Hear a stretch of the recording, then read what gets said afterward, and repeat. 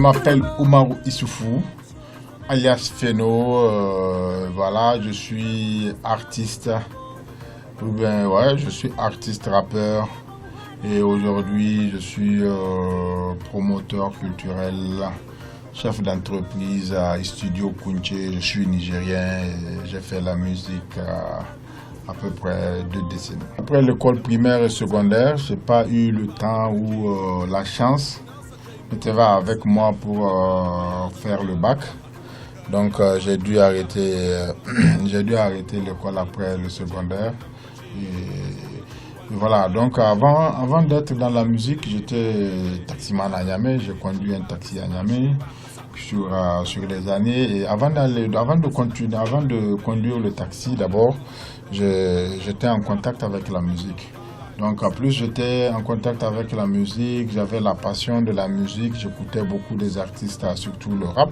J'ai écouté aussi le soukoussa, j'ai écouté de la musique zaïroise, le rumba, j'ai écouté Rodus Mabele, Zaïko Langa Langa, Soko Star. Avant j'aimais beaucoup Shimita et tout ça. Mais après, à l'arrivée du hip-hop, la musique rap, avec le Claude MC, j'étais en contact avec le rap par le biais du Claude MC. Et à partir de Claude MC, plus je l'écoutais, plus je me retrouvais à faire du rap. Et voilà. Et un beau jour, j'ai écouté un jeune groupe africain sur RFI. Je me suis dit, voilà, donc c'était ça.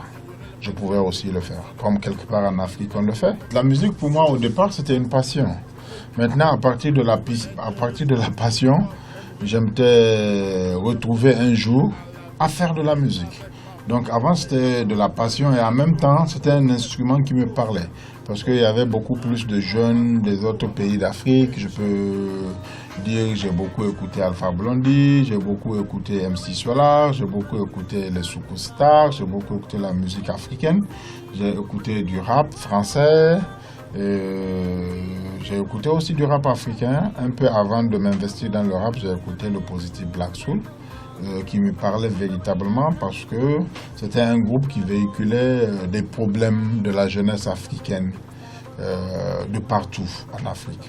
Donc à un moment, la musique me parlait. À un moment, la musique me cultivait, si on peut le dire comme ça. Parce qu'il y a des jeunes qui ne vivent pas avec moi, mais qui parlaient des problèmes dans lesquels je vivais. Je suis un tout-terrain en musique. C'est vrai, c'est avec la musique hip-hop qui est une musique urbaine qu'on m'a connu. C'est par le biais du hip-hop que j'arrivais à véhiculer des messages qui me tenaient à cœur. C'est par le hip-hop que j'arrivais aussi à composer, à parler avec des jeunes Nigériens que je n'ai jamais vus, Nigériens comme Africains. Donc c'était d'abord le hip-hop, mais j'écoutais beaucoup de la musique africaine. J'ai eu à flasher dans un groupe qu'on appelait Wasika. On était 5 dans le groupe et c'était vraiment notre première scène le 20 décembre 1996. Et après ça, moi j'étais seul, je m'étais retrouvé seul et après j'ai fait beaucoup de groupes avec lesquels on n'a pas pu aller loin. Mais c'est avec Kaidan Gaskia qu'on a pu vraiment être sur le bon rail. Et avec Kaidan Gaskia aujourd'hui, je suis en train de vouloir le 6e ou 6e album. 6e album, donc on a 6 albums nigériens.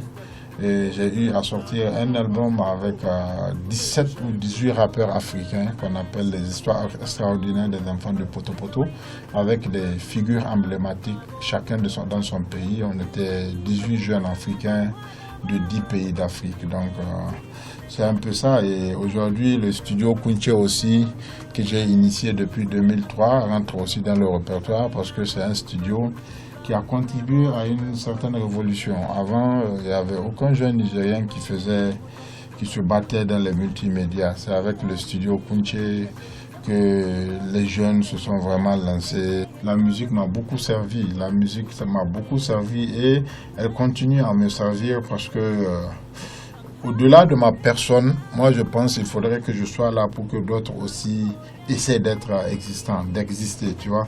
Donc la musique m'apporte. Au-delà de ma personne, même dans ceux qui font dans le milieu de la musique rap, je pense qu'il faut que je sois là pour que d'autres aussi se disent « Ah, il faut que je sois ». Tu vois, donc même quand je ne veux pas être là, des fois, je suis là pour motiver les autres à exercer, à faire mieux dans la musique.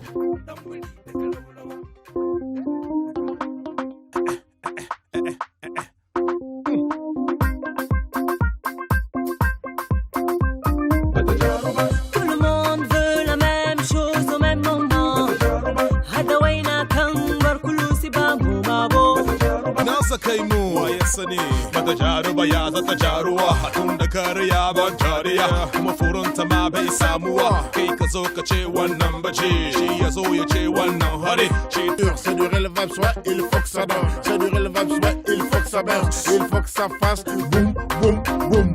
Je veux être riche comme Steve Jobs, mais mourir tôt n'est pas mon job. Je vais manger à la Bill Gates avec ma femme et mes enfants dans un restaurant Hostet, hein, en face de Obama et Michel. Le message que je compte véhiculer sur les ondes de Africa 24, c'est vraiment ce message qui est un rêve.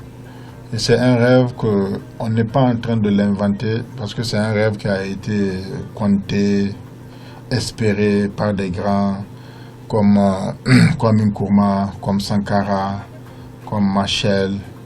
Tu vois, c'est vraiment ce continent uni, parce que c'est un continent qui est grand, c'est un continent qui est fort. C'est l'unité africaine. Or, je rêve de voir une Afrique unie. Aujourd'hui, quand tu vas en Europe, tu quittes la France, tu rentres dans la Belgique, tu ne te rends même pas compte. Et aujourd'hui, quand tu quittes le Sénégal, tu vas au Mali. Seuls les Maliens et les Sénégalais ne sont pas inquiétés. Mais quand tu es de l'Afrique, on t'escroque, on te prend de l'argent. Et je rêve que tout cela là soit vraiment du passé. C'est vraiment une Afrique libre.